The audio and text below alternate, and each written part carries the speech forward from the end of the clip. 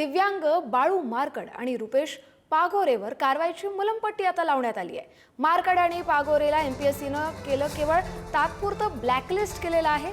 मारकडला 5 वर्ष तर पागोरेला 3 वर्षांसाठी ब्लॅकलिस्ट करण्यात आलंय।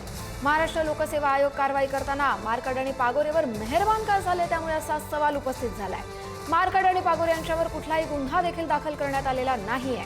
उमेदवारांना केवळ कॉपी केली तरी कायमस्वरूपी ब्लॅकलिस्ट केलं जातं। मात्र मारकड आणि पागोरे यांनी थेट बोगस दिव्यांग प्रमाणपत्र सादर करत नोकरी मिळवली होती, मात्र त्यांच्यावरती साधा गुन्हाही दाखल झालेला नाहीये। बाळू मारकड दिव्यांग नसल्याचं पुढारी न्यूजनं समोर आणलं होतं, तर पागोरेचे कारनामे पुढारीने समोर आणल्यानंतर पागोरे वैद्यकीय पडताळणीला राहिला होता गैरहजर। किरण ताजणे आपले प्रतिनिधी आपल्यासोबत जोडले गेलेले आहेत। किरण, काय म्हणावं या कारवाईला? ही कारवाई आहे तरी का?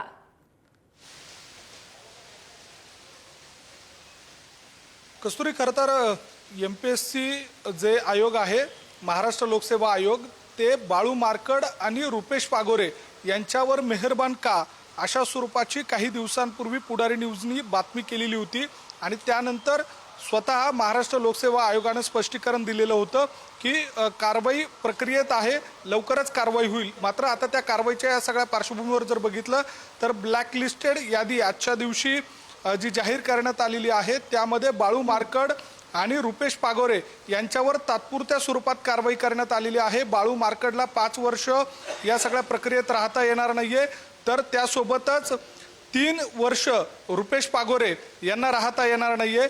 या सगळ्या दरम्यान जर बघितलं तर बाळू मारकड हा दिव्यांग नसल्याचं पुढारी न्यूजनं उघडकीस आणलेलं होतं।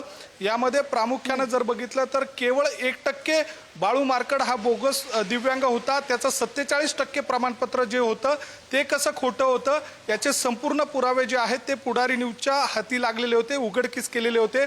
त्यानंतर रुपेश पागोरे याचा देखील कारनामा पुढारी न्यूजने उघडकीस आणलेला होता। महत्त्वाची बाब म्हणजे कस्तुरी यामध्ये एक आहे, ती म्हणजे दोघंही आता सध्याच्या घडीला शासनाच्या सेवेत आहे आणि ते नोकरी देखील करताय।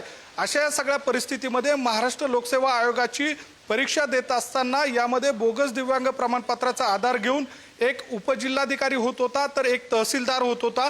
अंतिम टप्प्यात ही संपूर्ण प्रक्रिया असताना पुढारी न्यूजमुळे थेट या सगळ्या कारनाम्यांचा भांडाफोड झाला आणि त्यांच्यावर कारवाई करण्यास महाराष्ट्र लोकसेवा आयोगाला भाग पाडलं। यामध्ये महत्त्वाची बाब म्हणजे कारवाई करत असताना यापूर्वीच्या कारवाया बघितल्या पाहिजे। केवळ कॉपी केली म्हणून थेट कायमस्वरूपीचं ब्लॅकलिस्टेड यापूर्वी अनेक उमेदवारांना करण्यात आलेलं आहे, मात्र बाळू मारकड आणि रुपेश पागोरे यांना टेम्पररी ब्लॅकलिस्टेड करण्यात आलेलं आहे। त्यामुळे एमपीएससी महाराष्ट्र लोकसेवा आयोग जे आहे ते बाळू मारकड आणि रुपेश पागोरे यांच्यावर मेहरबान का अशा स्वरूपाचा सवाल आणि पागोरेवरती एमपीएससीनं केवळ तात्पुरतं ब्लॅकलिस्ट करत फक्त मलमपट्टी लावली आहे का, हाच सवाल उपस्थित होतोय।